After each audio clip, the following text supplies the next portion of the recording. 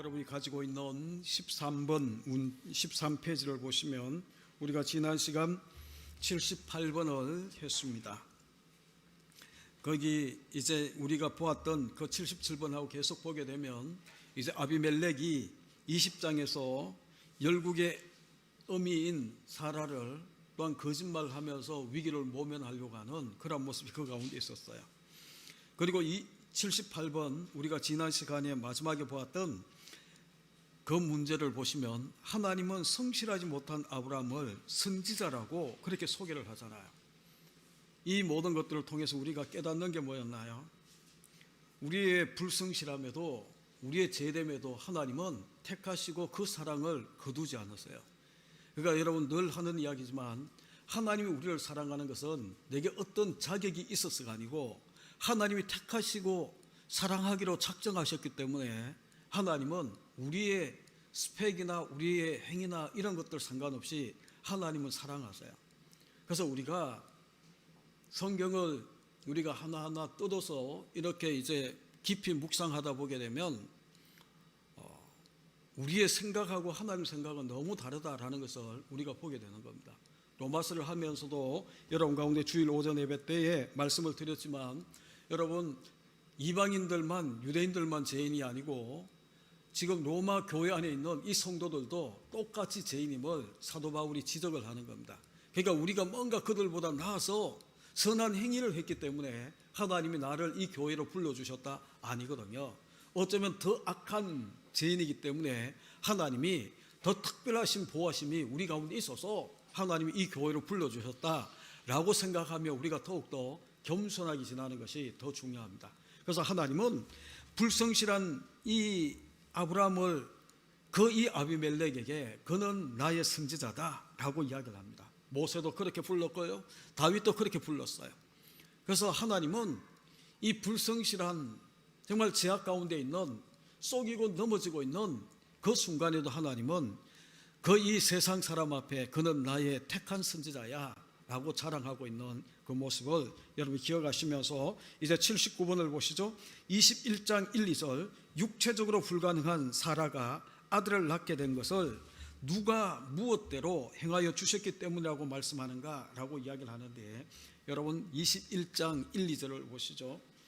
여러분 성경이면 거기 여호와께서 말씀하신 대로 여호와께서 말씀하실 시기가 되어 라고 이야기하는 구절이 3번 나와 있는데 거기에 주를 것이기를 바랍니다. 1절 여호와께서 말씀하신 대로 주를 것이죠 사라를 돌보셨고 여호와께서 말씀하신 대로 주를 것이죠 사라에게 행하셨으므로 2절 사라가 임신하고 주를 것이죠 하나님 말씀하신 시기가 되어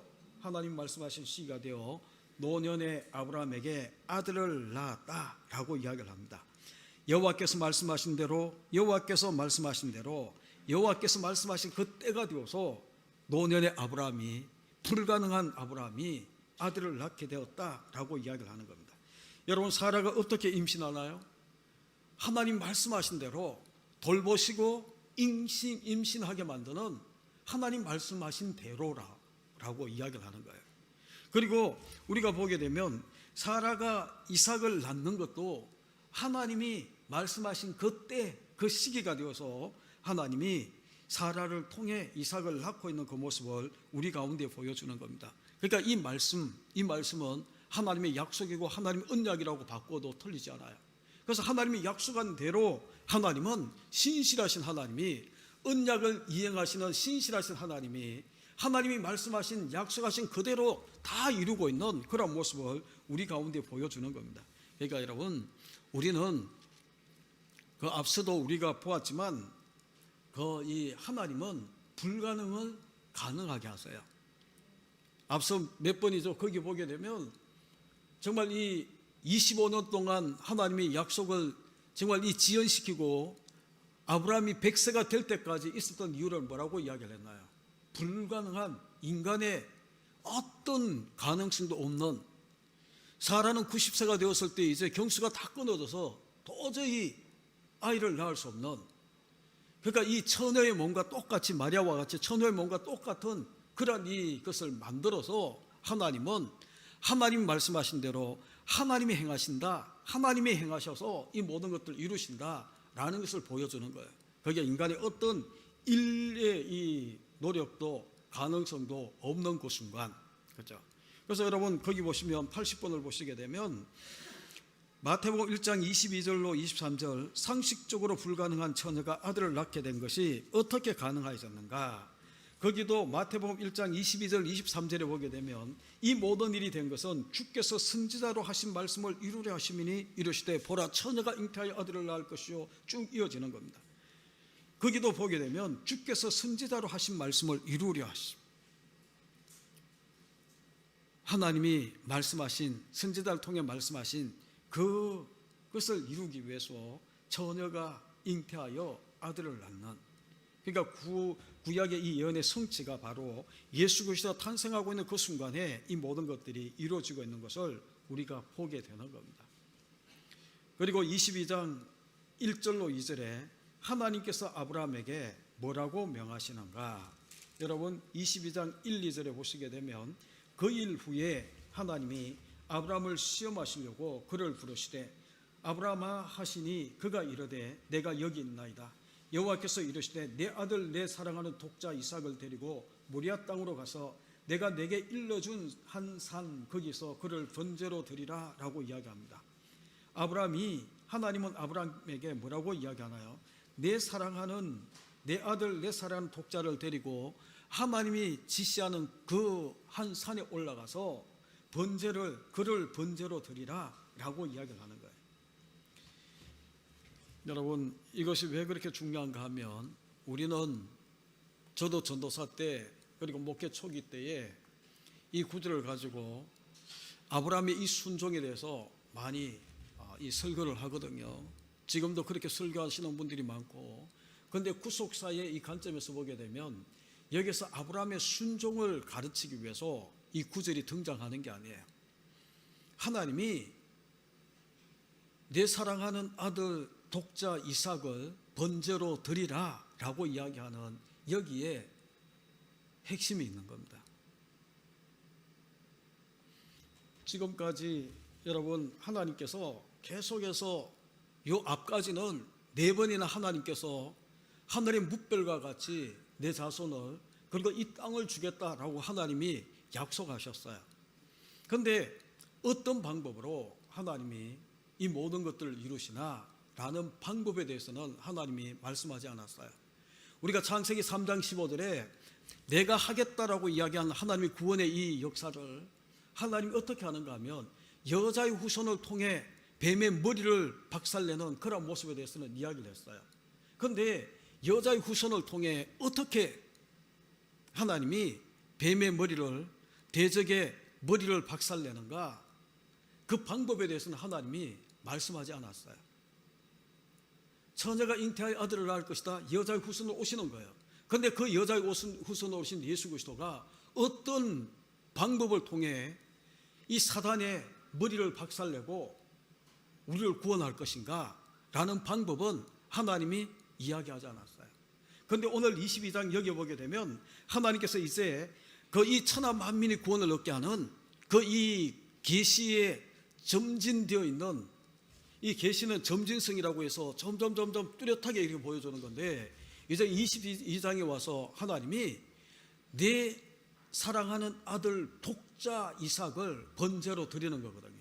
이게 이제 예수 그리스도가 십자가의 희생 제물이 되어서 뱀의 머리를, 사단의 머리를 박살내는 그 이 방법에 대한 예표다라고 이야기를 하는데, 여러분 그래서 그 밑에 있는 것 같이 읽죠.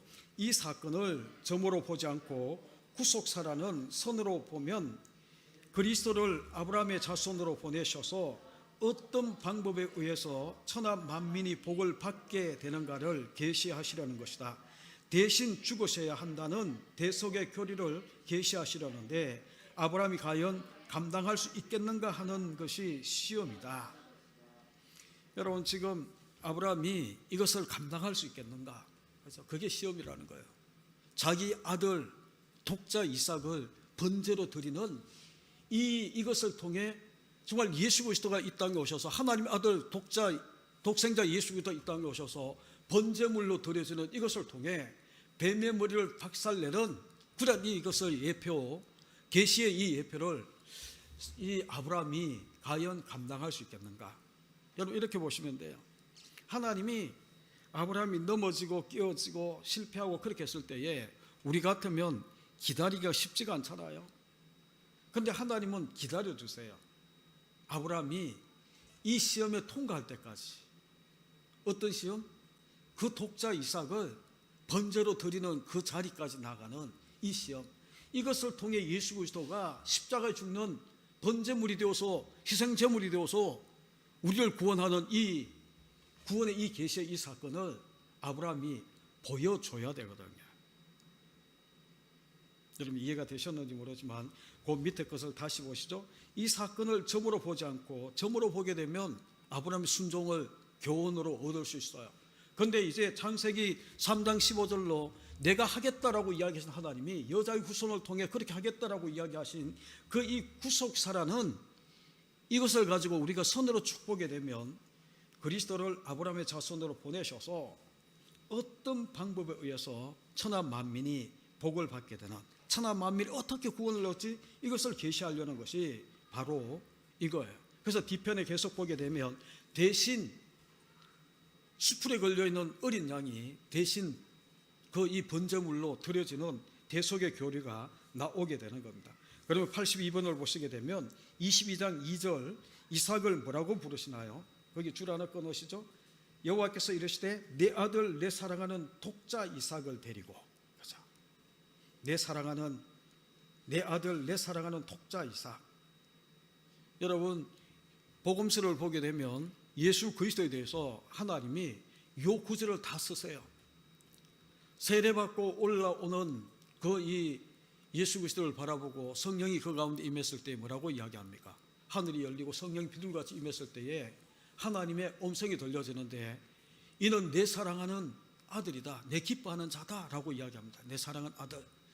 그리고 3장 요한복음 3장 16절에 보게 되면 독생자를 주셨으니라고 이야기하는 독자 이삭과 같은 그런 이 모습이 그게 다 이렇게 예표되어 있는 그런 모습을 우리 가운데 보여주는 거거든요. 그래서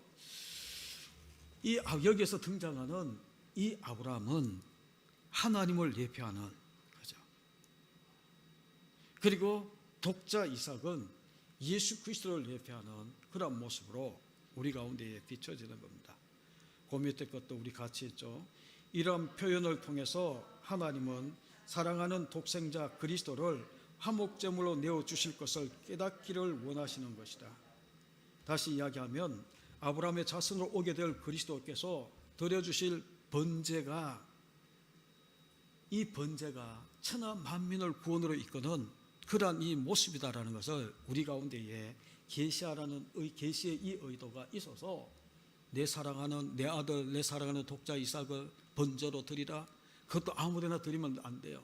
하나님 지시하는 그 한산 그곳에서 드려야 되는데 그것이 바로 예수 그리스도가 그 이 갈보리 산 위에서 십자가 지는 그 장소가 되었다라는 것을 우리가 잘 알고 있잖아요.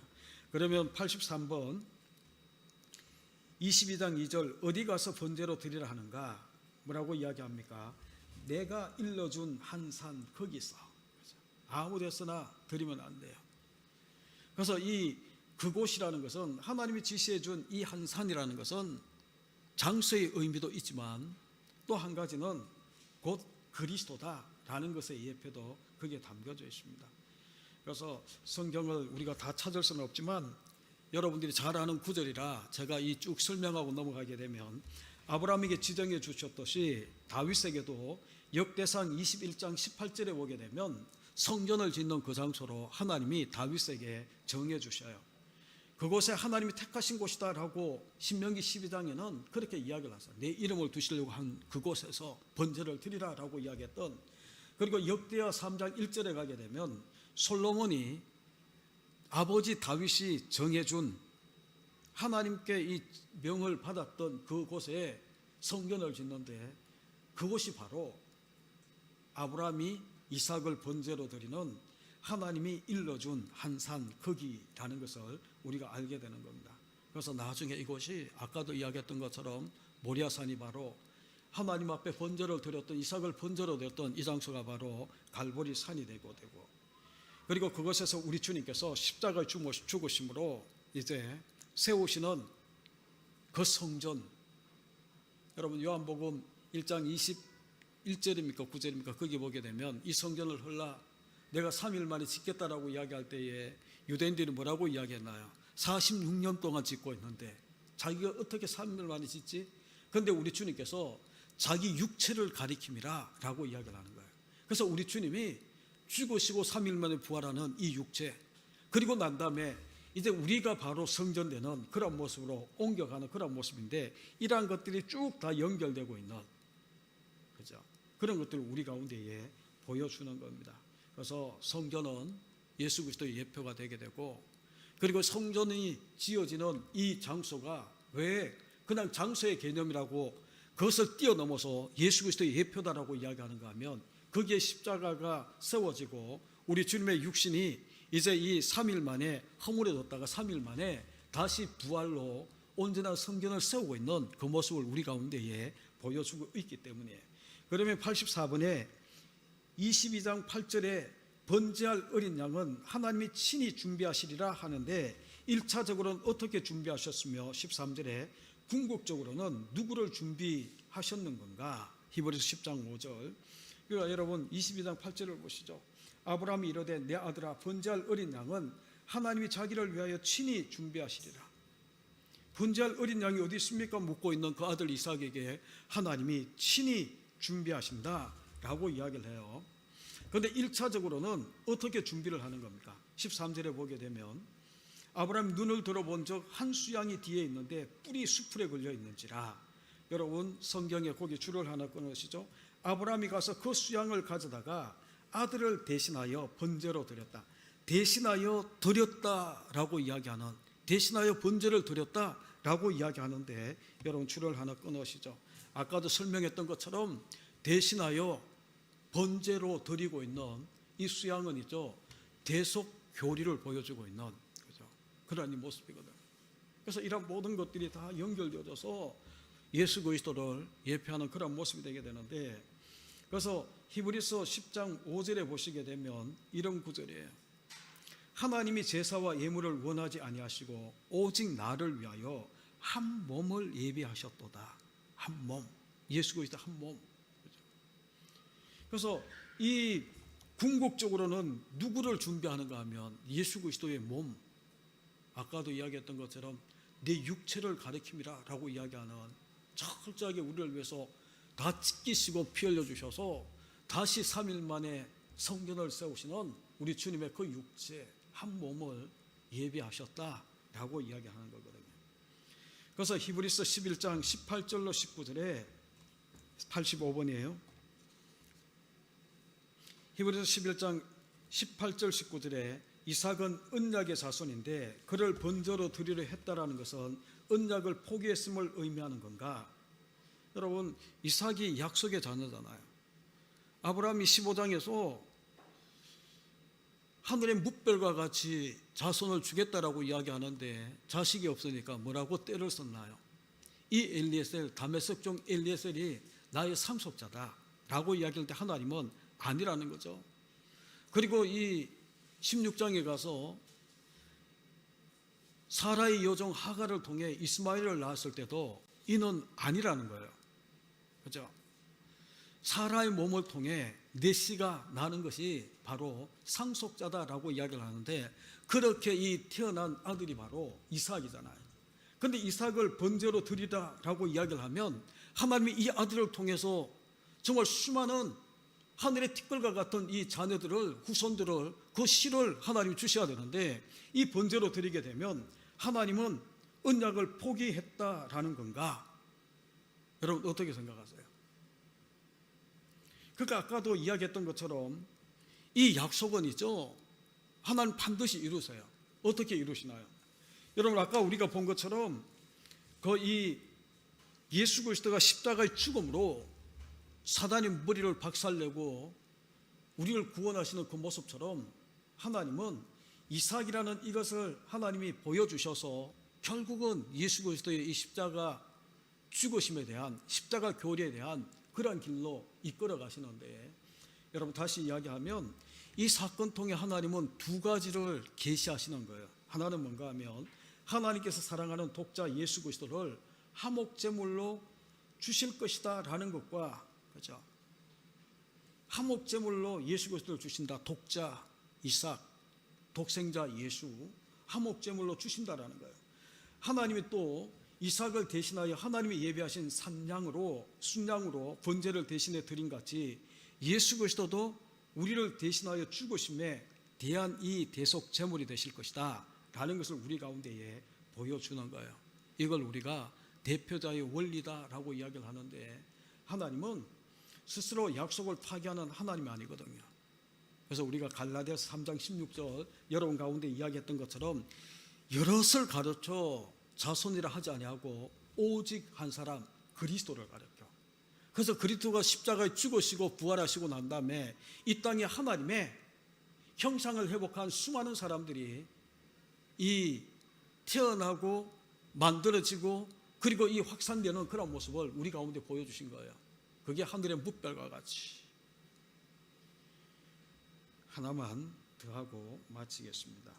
86번 22장 13절 이하에 보게 되면, 하나님은 아브라함은 수양을 가져다가 누구를 대신하여 번제로 드렸는가?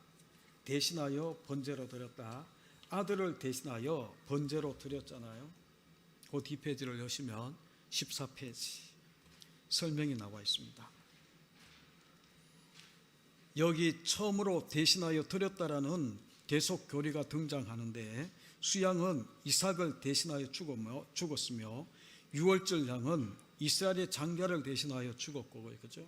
그리고 예수 그리스도는 죄인된 우리를 대신하여 죽으셨다라고 이야기하는 거예요. 그래서 고린도후서 5장 14절을 여러분들 보시게 되면, 우리가 생각하건대 한 사람이 모든 사람을 대신하여 죽었음즉 모든 사람이 죽은 것이라. 한 사람이 모든 사람을 대신하여 죽었은즉 모든 사람이 죽은 것이다. 이 대표가 죽음으로 모든 사람이 죽은 것이고, 대표되는 그 예수 그리스도가 3일 만에 다시 살아남으로 모든 사람이 살아나고 있는 그 이 대표성의 원리와 대속의 그 이 교리가 여기에 담겨져 있는 겁니다. 그래서 여러분들이 이것을 잘 정리하셔야 되는데, 한 문제만 더 하죠. 87번 22장 12절에 하늘로부터 무슨 말씀이 들려왔으며 어찌하여 주님의 부르짖음에는 아무런 응답이 없었는가? 하늘로부터는 아브라함아 아브라함아 급하게 하나님이 막으셨잖아요. 내 아들 내 독자까지도 내게 아끼지 아니하고 내게 드리는데 이제야 네가 나를 사랑하는 줄 경외하는 줄 알았다라고 이야기를 하는데, 여러분 반대로 마태복음 27장 46절 잘 아시죠? 예수께서 크게 소리질러 주시되 엘리 엘리 라마 사막다니, 나의 하나님 나의 하나님 어찌하여 나를 버리셨나이까? 하나님이 그렇게 부르짖어도 하나님은 침묵하셨어요. 예수 그리스도가 그렇게 고통스럽게 부르짖는데 왜 아브라함은 이삭을 번제물로 드리려고 할 때에 급하게 아브라함을 부르시고 난 다음에 수양으로 대신하는 그런 모습을 주셨는데, 왜 하나님은 예수 그리스도가 십자가에서 번제물로 그렇게 드려지려고 할 때에 너무 괴로워서 왜 하나님 나를 버리십니까? 그렇게 부르짖는데 하나님은 침묵하시는가? 여러분, 이 이삭은 그림자거든요. 그림자는 대신할 게 있어요. 이해가 되셨는지 모르지만 그 이 그림자는 대신할 게 있지만 예수 그리스도는 실체예요. 예수 그리스도를 대신할 수 있는 것이 없는 거예요. 이삭은 아브라함이 이제 이 예수 그리스도가 십자가에 죽어가는 이것을 계시하기 위해서 아브라함을 통해 이삭을 바치라라고 이야기를 했는데, 이 이삭을 대신해서, 이삭은 그림자이기 때문에 이삭을 대신해서 다른 것을 드릴 수 있는 그런 이 여지가 있고 여백이 있다, 이 표현을 여러분이 그러니까 이 그림자이기 때문에 있죠. 실체를 대신할 수 있는 어떤 대용품이 있어요. 그런데 실체 대신 예수 그리스도가 부러짓는 데 있죠. 하나님이 침묵할 수밖에 없는 게 뭔가 하면 이 예수 그리스도를 대신해서 사단의 머리를 박살낼 수 있는 어떤 다른 것이 없는 거예요. 그러니까 하나님이 침묵할 수밖에 없는 거예요. 그러니까 여러분, 이것을 우리가 하나님의 이 마음을 가지고 우리가 가만히 보게 되면 하나님 마음이 어땠을까? 엘리 라마 사막다니, 독생자 예수 그리스도가 번제물로 드려지는 죽어야 되는 거기에서 아브라함은 이삭을 대신해서 드릴 수양을 찾았는데 하나님은 예수 그리스도, 독생자 예수 그리스도를 대신할 수 있는 어떤 것도 없거든요.